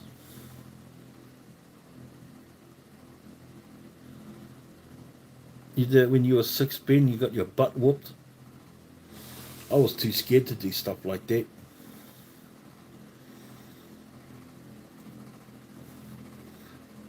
I always used to think about it, go, man, it'd be so easy to just to go and get Mr. Wilson's milk money. Everything was just sitting there. Sometimes it was wrapped in a little bit of paper on top of the milk. You could just scoop the whole lot up. Otherwise, they were tokens. You had to buy plastic tokens. You buy the plastic tokens, use the tokens instead. Just, oh man, just people, um, we have been trained to think that convenience is way better. We don't have to carry milk bottles anymore, and we don't need to buy the milk, milk bottle holders or whatever to collect the milk. I used to live in a place called Kawero, and milk used to come on horse and cart, like in the early 80s, and probably still doing it now. They used to have this massive wagon that had like wooden crates filled with milk bottles, and you'd have two guys in the back that would run for either side of the street and take the milk money and give the milk. Then you'd have the horseman and his shotgun, and there'd be two big Clydesdale horses clippy clopping down the road like it was, man, old school.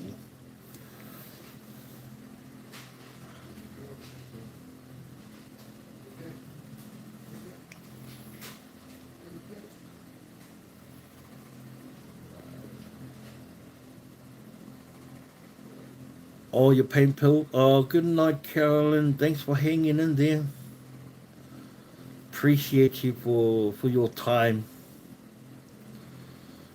Apparently, a milkman is pretty rare other places. Yeah, it is. It's non-existent here. Seeing they won't even have a mailman.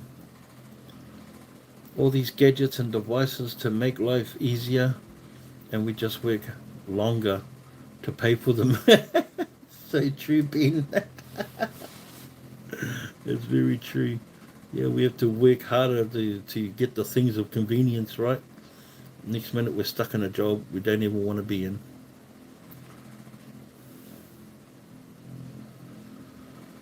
Claudette didn't know that they still existed. Yeah, sure. Some places, some countries that are not as well off as, say, Australia or the United States, probably have to. Like rural areas where like all your shopping is in a van, and you buy a loaf of bread, a milk, a packet of smokes, or whatever. We don't have to get off the couch anymore to change the channel. Turn the TV up. Yeah, I was the remote. Yeah, me and my younger sister, we were the remotes. Hi, hi, gaming with Jack and Edward.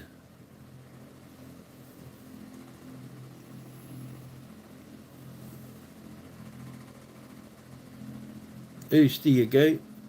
Uh, IDK, American, Malaysian, Philippine? American, Philippine?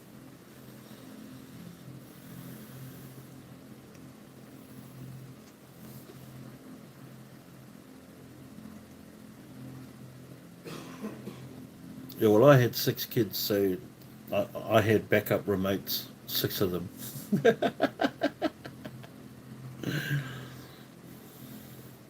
Does anyone remember the remote that had a cord attached to the television? Anyone have any of those fancy TVs back in the day?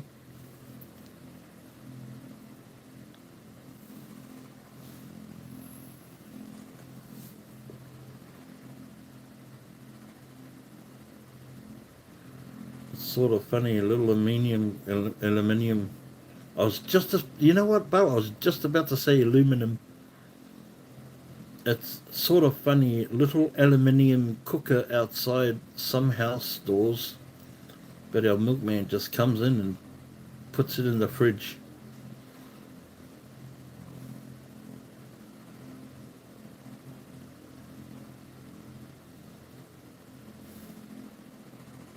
Yeah, yes, I remember you living the high life, you reckon, Ben. Yeah, a remote to change between two. Yeah, TV1 and TV2. I mean, that was it.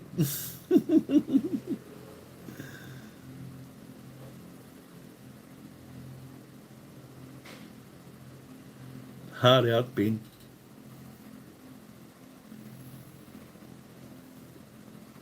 Oh, you had a VCR, Lisa, that had a wide remote. You used to be able to get them on TVs. We never had one. We never had one, but we had a neighbour that had one. But our huge accolade in our neighbourhood growing up was we had the first colour TV. Yeah, because my dad worked on the railways. He was like a big boss in the railways. So any of the goods that would come in, you know, he might get the sample. Yeah, we had the first VCR too in our neighbourhood. It was a Betamax. Always like to see the good my Kiwi air, right?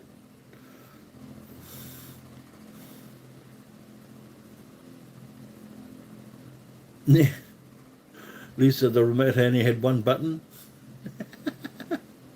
pause or play. That was it. No fast forward. None of that. No, no, sorry. It did have. We had a VCR that had a rewind. So then, at the end of the video, you could rewind it. That was it. There was no forward or frame by frame or record. None of that shit.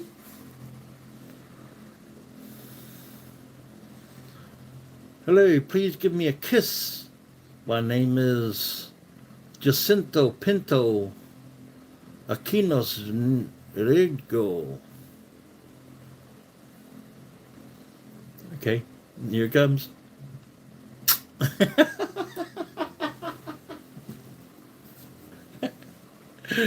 Uh,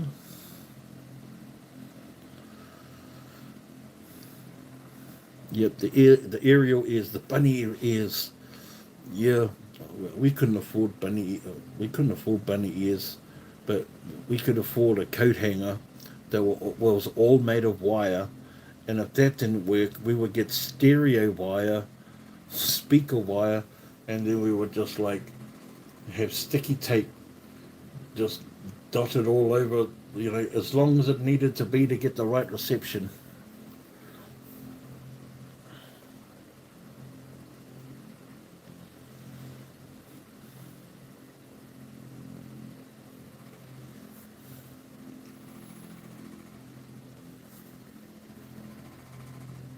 J Ray in the house. J Ray, what's up, J Ray? Good news for next week, though, J Ray. We're going to be kicking off. I'm going to get my computer sorted out and hooked up to the internet, and we'll be playing games next week. So I hope you're there for the trivia because you are gunny as. Oh yeah, Lisa, Be Kind Rewind. I like that. Yet they made their own videos because the video store had like burnt down or something. So they made their own videos.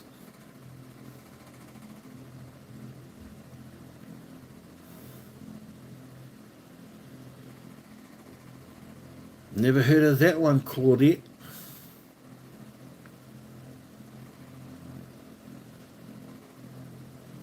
Yes, you used the speaker wire antenna. Absolutely.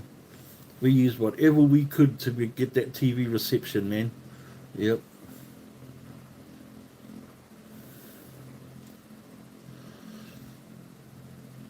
Oh man, you were in the loop, J Ray. If your dad worked for the TV guys, got a 9-inch black and white TV that got one station on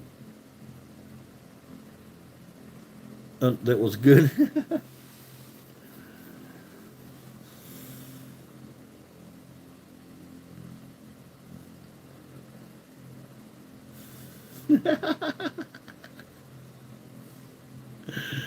What now? Oh my god.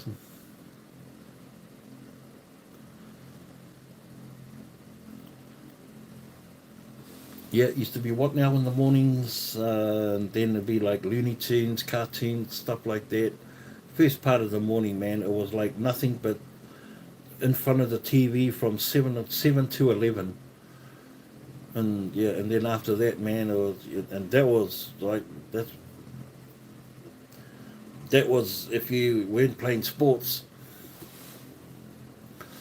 Winter time was rugby. Summertime was always softball and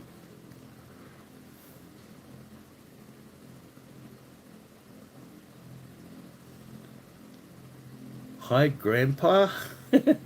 Well, tēnā koe moko.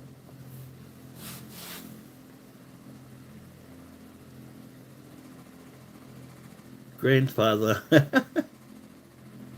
Why not? You know what else I'm hoping? Like what Claudette, Lisa, and Ben, and Barbara, and all of you. Now that I'm not smoking, my smoking discolored my mustache, and I always used to have like a not a grey bit. So I'm hoping everything's going to grey evenly this time.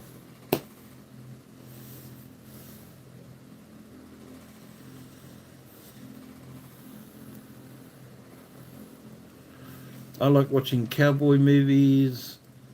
Way back when TV started, Gunsmoke, The High Chaparral, The Ponderosa.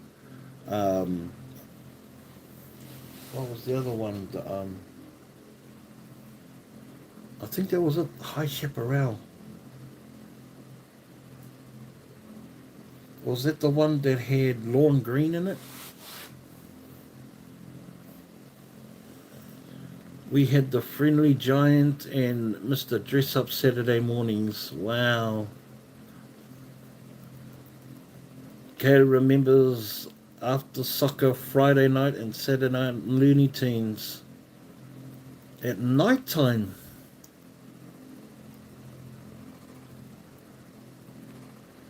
You had to feed the cows in the morning, then breakfast, then cartoons.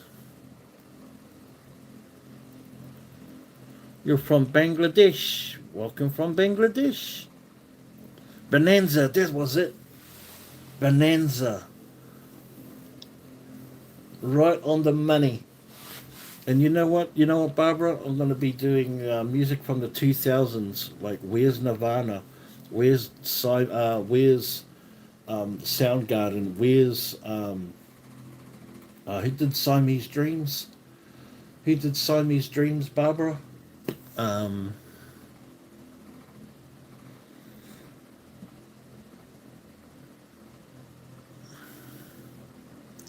you're my big. You're a big fan. That's Ben. On point, brother. You know it. Smashing Pumpkins, yes. I think you might have a bit of competition here, Barbara. Here they do kids sports during the week now because parents don't want to waste their weekends watching sport. Wow. Really? That's out of it.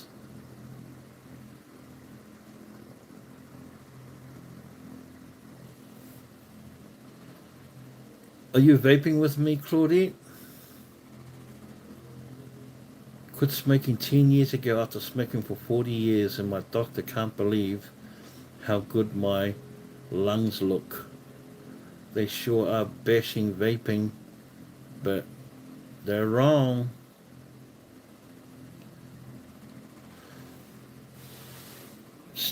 Man, I know. I like Claudette. I've been like off smoking for 4 weeks now. I have had a few cigarettes because I'm still trying to find my flavor, and but man, I've saved so much money already. I already feel like better, from it. I'm really hammering the vapes because these are supposed to last, well, can last me 7 or 8 days, but I've been doing them in 5 because I haven't fully adjusted. But I know I'll be there real soon. I know I'll be there.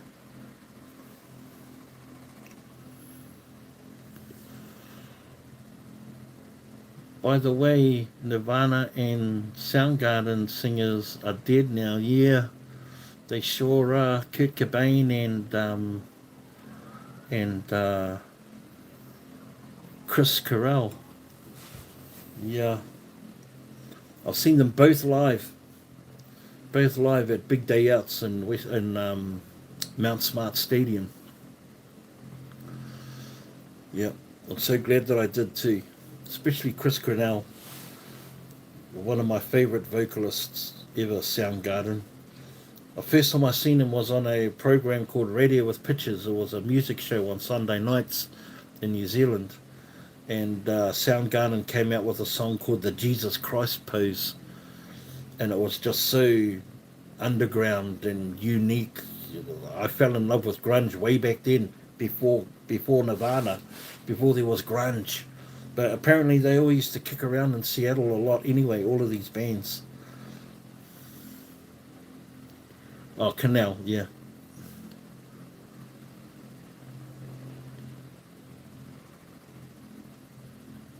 I think any Ben, bro, any Chris Canal, any version that Chris does is gonna be a crack. He just had such a like a he was like to me he was like a Tom Jones of grunge music.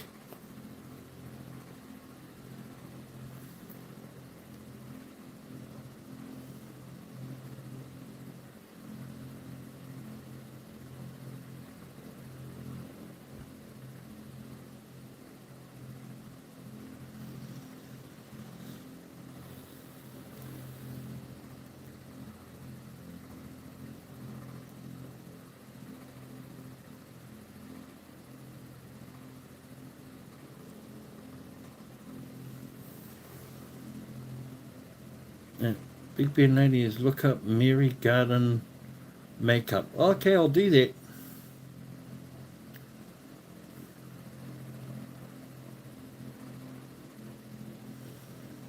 Yo,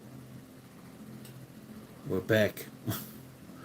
No, they sure were. They sure were. I haven't heard that band name in a long time. Yeah, it must have been at least 20 years. No, maybe even more. The 90s, 30 years. Wow. 30 years since my grunge days. I still listen to them from time to time. I do try and keep up with them, the music of today. Um, but I always revert back to the old school. Always. Can't help it.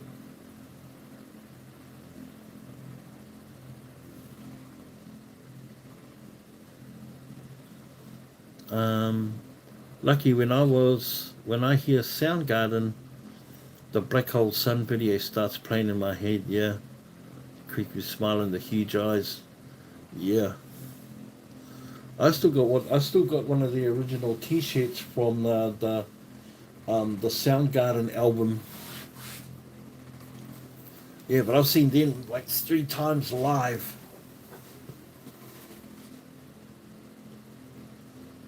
DJ, what's up, DJ? How the heck are you, my friend?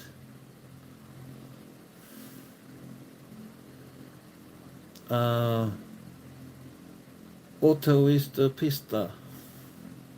Hey, hey, hey. How you been, DJ?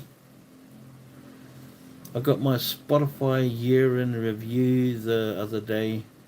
My most listened to song was At Last by Etta James. Nice.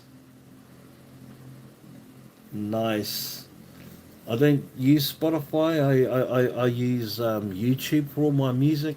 I've had premium for, I don't know, for years. So I just use YouTube. Everything's on there. I do make up a playlist, but I just figure I can like just use voice command. Look, the world of convenience. I use voice command to bring up stuff, but I think my most played album is probably Communique by Dire Straits, followed by the Wish You Were Here album by Pink Floyd, and then Babylon by Bus, live with Bob Marley and the Wailers, and then it's followed up by the B-52s, Grace Jones, um, um, what's his name? Charlie Rich, greatest hits, Glenn Campbell, um, LAB, the Eagles, Michael Jackson. Nice mix of music. Well, I've got so many brothers and sisters. I'm the second youngest of 9. So I listen, and plus my parents were like, if they were alive today, they'd be in their 90s. So I listened to like the Four Tops, the Ink Spots, the Turner Brothers, Ray Charles, all from those eras. And hey, Cindy Lou.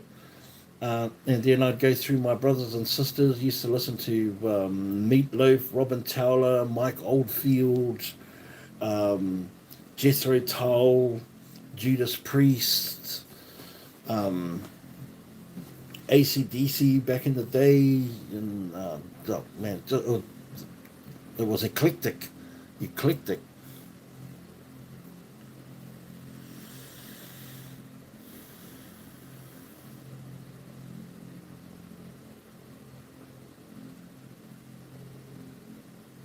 We've only just begun to live. I love the Carpenters. Karen Carpenter had probably the best voice like ever. I would rate her above Whitney Houston personally. personally. I used to be a low-key Madonna fan as well. You know, my ultimate hype jam is "Get Into the Groove." That's the tune I would listen to when I'd be getting ready to go out. And but I'd never tell anyone because what Madonna, oh, bro, bro, you're a big fluffy wuss. And you know, because of my ego and my masculinity, you know, I didn't want to let people know that my my love for Madonna and Prince was a sign of weakness. But now I just appreciated good music. In fact, I learned how to, you know, the reason why I listen to all of these musicians, you know, was to learn how to play the guitar, like Dire Straits and Eric Clapton and Jimi Hendrix and oh, Pete Townsend. You know, these were all the OGs in my world. You know, and then Supertramp because I'd love to learn how to play the piano or Incognito or some of the jazz greats. You know, because I love wind instruments. My dad used to play the saxophone. You know, and one of my ultimate instrument I would love to play would be the trumpet. You know, learn how to play the trumpet. It's Sonny Boy, Sonny Boy Williamson, um, Red Dog, you know, all these blues singers, Howling Wolf, George Thorogood, you know, these Papa Chubb, all of the Stevie Ray Vaughan, Texas blues. I love listening to the blues. There's really not a lot of music that I don't listen to, even classical, even some classical tunes, you know, Vivaldi, Bach, just bring it on.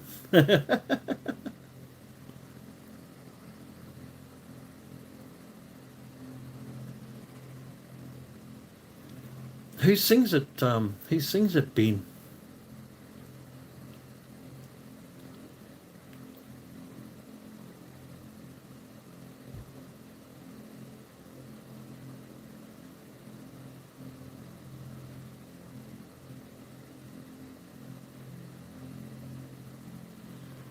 You also found a 1930s, 40s thimble. Oh, yeah, I remember you saying that too, uh, Caleb. Yeah, I remember that.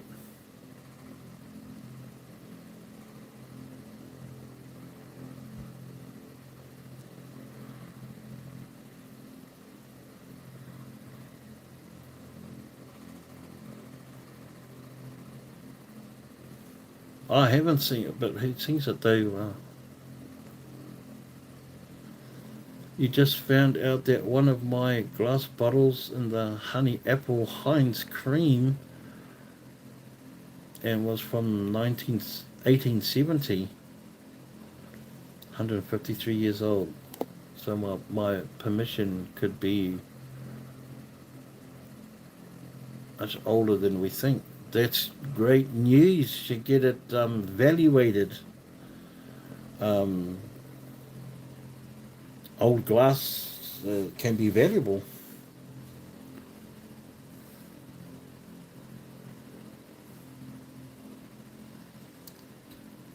You met Tommy Castro and the Painkillers. We built their stage for a private party. His blues music really good. There's so much music that we haven't even begun to tap into. Hey, Cindy Lou.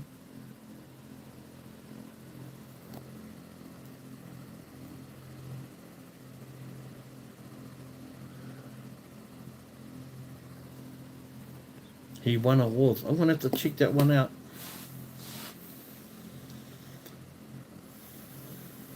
Definitely. Well, guys, it's been a couple of hours, and nothing would please me more than to sit here and continue on chatting. It's still early enough. I've got to do some domestic stuff. You know, get my house in order.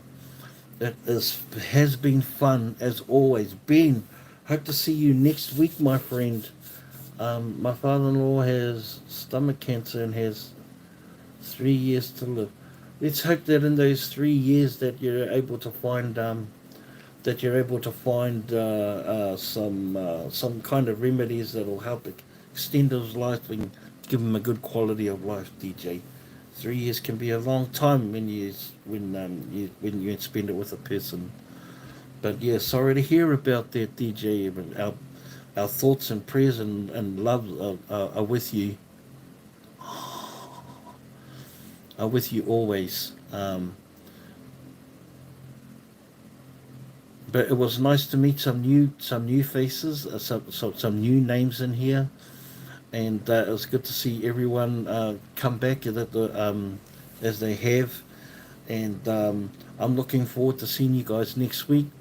Please go over and check out the video and watch it. Leave a comment, leave a like, or don't have to watch it. But if you just press the like button, it'll be just as cool.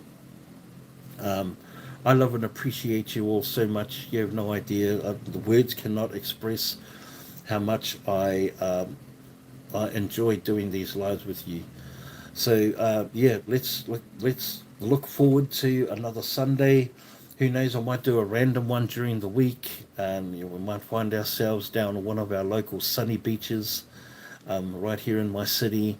I certainly would like to take you there. I know Barbara's hanging to go, so I've got to do one for take you down there. I hope you guys have a blessed rest of your weekend for whatever it is. And just remember, on a parting note, do something kind.